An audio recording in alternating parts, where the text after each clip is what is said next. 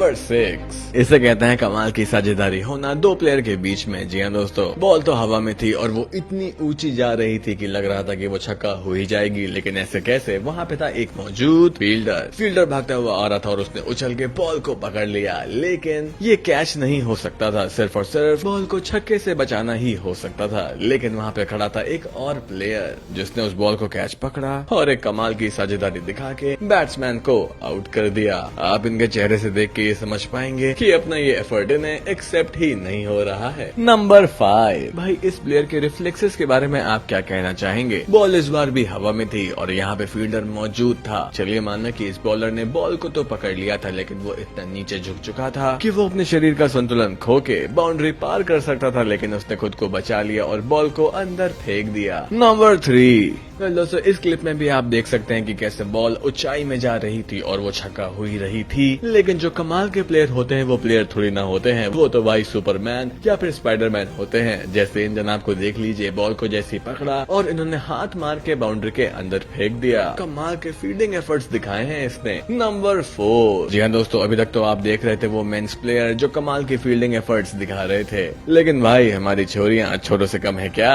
आप देख सकते हैं कि कैसे ऊंची आती हुई बॉल को इस महिला फील्डर ने कैसे उचक के पकड़ा, बाउंड्री के बाहर फेंका और वहाँ भी उछल के कैच पकड़ लिया।